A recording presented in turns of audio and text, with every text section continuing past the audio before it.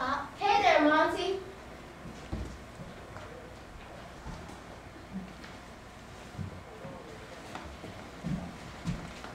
Jack, you ready? You've been in here for the All-Star game. Leonard, how goes it? I'm ready to play. Are y'all ready for some baseball? I am so excited. We are going to have a reunion of some of the best players of all time. You're right, but fellows, did you ever hear the singer of that song? Who was she, Jackie? Her name is Carly Simon. When she was just a little girl, her parents allowed my family to stay with them in their home in Stamford, Connecticut. When was this, Jackie? It was 1954 and 1955. We were waiting for a new house to be built, and the Simons invited us to stay with them. I will never forget her family's kindness. Yes, her family's kindness. You're right, Jackie. And for the Carly Simons family's kindness, we would like to thank all of you for being here today to see our final performance of our Say Hey Kids performance. The students have been spending a lot of time participating in this activity outside of the school activities. So we really appreciate you coming and being a part of this. And we'll just sit back and relax for the next 45 minutes and see if there's anything you learn about the history of Negro League Baseball as the students share with you, okay? Now we will start with the who, the what, when, where, and why of Negro League Baseball, okay? We start with the who and say, who were the Negro League Baseball teams? Essentially, they were semi-pro and professional teams that existed from 1920 to 1960. Now remember that Jackie Robinson integrated baseball from April the 15th, 1947. So you're talking about 27 years in which the league was very vibrant. You had teams that existed were the Pittsburgh Crawfords, the Memphis Red Sox, the Kansas City Monarchs, the Cuban Giants, the Homestead Grays, the New York Black Yankees, the Burnham Black Barons, just to name a few of the teams. You had the Western League teams that were run by Mr. Ruth Foster. Mr. Ruth Foster was the individual who actually opened the Negro Leagues. He was the owner as far as opening it. The Eastern League teams were Gus Greenlee. Gus Greenlee was an owner as well. Now, let's look at the Memphis Red Sox. The Memphis Red Sox was a team that existed in Memphis, Tennessee. They were owned by 3 Afro-American doctors. The last name was Martin. We called them the Martin brothers. Okay. One of the doctors had a business as a pharmacy. It allowed him the opportunity to deliver medicine to people in the community. So what he did was he had a little boy by the name of Ernest Withers. Ernest had the opportunity to take pictures of a lot of the Negro League teams because of the fact that Mr. Withers really did not like baseball, he liked photography. So what he did was he bought a camera, and because he had the opportunity to work for one of the doctors in delivering medicine, he would take his bicycle, and he would ride to houses, and he would deliver medicine, and then he would go to the ballpark, and he would take pictures. Now, he has one of the best collections of Negro League memorabilia that is. He actually has a picture of the Say Hey Kid Willie Mays is in this book. So that's a story about just one of the teams, the Memphis Red Sox. The Memphis Red Sox were owned by, as I say, 3 Afro-American doctors, the Martin brothers, okay? Now let's look at 2 other owners here. You had the Pittsburgh Crawfords and the Homestead Grays. Gus Greenlee, he was born in North Carolina in 1895. He was the son of a masonry contractor. He became owner of the Pittsburgh Crawfords. There were actually 2 teams that existed in that area during that time.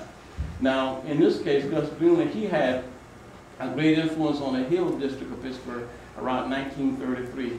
He owned several hotels and the famous Crawford Grill, okay? Now, which was an eatery. And he had some other businesses in that area. Now, you had another owner in there who was named Com Posey. And he was born 1891 as well in Pennsylvania. And he was the son of a steamboat construction business. Now, come here to Penn State, studying chemistry. He was born in the Homestead area, and he served on the school board. Now, what happened was that his team dominated the coal region, and he had some of the best players. But here again, you had Gus Greenlee, who he was had a little more money. And because he had a little more money, Gus Greenlee had better financial support for his players. So he rated Mr. Posey's players. He had lost his star players to the Crawfords, and he had players like Oscar Charleston, Josh Gibson, Jimmy Crutchfield, Hugh Papa Bell, and Double Duty Radcliffe. So that gives you a little bit of a story of how those two teams operated simultaneously. But what happened was Gus Greenlee's team, because he was a little more financially stable, he was able to take players from Posey's team. And that happened during the time of the Negro League. So that's one of those small stories about some of the teams that went on during that time. Okay, let's go to the what did the Negro League teams represent during their time in their community. They were role models for other boys, just like a number of the students here that have role models. They were high school and college graduates. Max Manning, who was an outstanding pitcher, was a certified teacher. Buck Leonard, who we have in our place, he became a licensed realtor late in his life. Joe Black, who won the first World Series as an Afro-American in major leagues, he went to Morgan State University. Wilmer Fields, he had a degree in counseling. He was right here in Manassas, Virginia. So there's a lot of history in behind a number of the Negro League players and the types of degrees in which they had. A lot of these players, as I share with the students, they listened to their parents and their teachers, and they were honest and they cared about others. And they took pride in themselves in whatever they did. They did not do a half-hearted effort about what they did. So that's something in which we have to be very mindful of. Let's see what the students say about what the Negro Leagues represented during that time. It meant if you were a poor kid and you were good at playing baseball, you had a chance to improve your living conditions. And you had a chance to become famous if you played on one of the Negro League teams. Fans would want your autograph, and the team would carry you around on their shoulders if you did something special. I used playing Negro Leagues as a stepping stone to break the color barrier. Let's go into the when did the Negro League players play baseball. At the time that they played, and you know, you look at the time in which they played, you said 1920, that's not far from here. A half gallon of milk cost 21 cents. I remember those days. Do y'all remember those days? Yeah. An all-steel refrigerator sold for $19.95. That was cheap like now. It was cheap. Now, if you go to Sears right now to get a refrigerator, I don't think you're going to pay $19.95, are you? Kind of like 2000. Right. A loaf of bread costs how much? 8 cents. How much is the loaf of bread now? Like $10. $2, right? Opening day, 1940, Bob Feller throws a no-hitter for the Cleveland Indians. Why do we mention Bob Feller in this presentation? It's because Bob Feller was well respected by a number of the Negro League ball players. His parents were civic-minded, and one on the school board and another working in the city council. And they raised him to be very respectful to people. Ted Williams ends the season with a 4.6 batting average. You see in the showcase a picture of Ted Williams. Why do we mention Ted Williams in the presentation?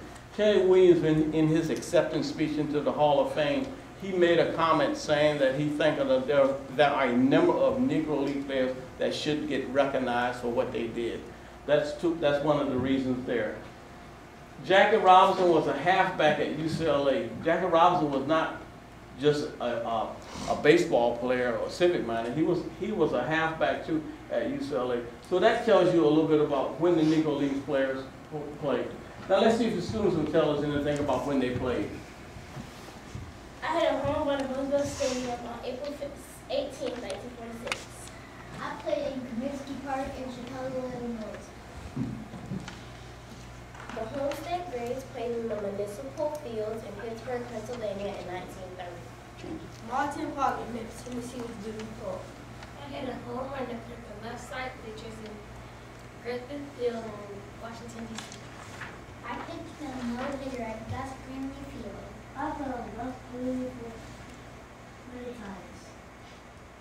The IV barn was installed at Wrigley Field in Chicago, Illinois in 1937. So where they played in all of those places in which they just mentioned. They played in separate ballparks. They had rental stadiums. They traveled by bus, but not allowed to go through or stay in certain towns. They ate their dinners and slept on the bus. They also made friendships on the bus. So this is basically what they share with you is where they played, and that's those individual stories about where they played. Now let's move to why did they play baseball? They played baseball for one reason. They played it during that time because they really loved the game. They loved the game even though they were not allowed to play with or against white players. And all of the stories that you read, they talk about why they played. And the only reason was because the fact that they loved the game. Let's see what the students will tell us about why they played. I love to compete. It was honestly, my teammates became like family. I love to catch wood. I love the game. I loved show. The game was my life. There's no better game. All right. Now, there were two people that were very instrumental in the history of Negro League Baseball. One was Andrew Rule Foster. Andrew Rule Foster in 1920, he was basically the organizer of Negro League Baseball. Then you had John Buck O'Neill. John Buck O'Neill, who was the ambassador of Negro League Baseball. Let's see if Mr. Andrew Rule Foster has something he wants to say. I am Rube Foster. I am the pioneer who created the Negro League. Let's see what John Buck O'Neill has to say. I'm John Buck O'Neill. I'm the ambassador promoting the goodwill of the Negro League's baseball era. Now we have a 7-minute DVD that talks a little bit about the Negro Leagues. We want you to sit back, relax, and enjoy this DVD, okay? It takes about 7 minutes.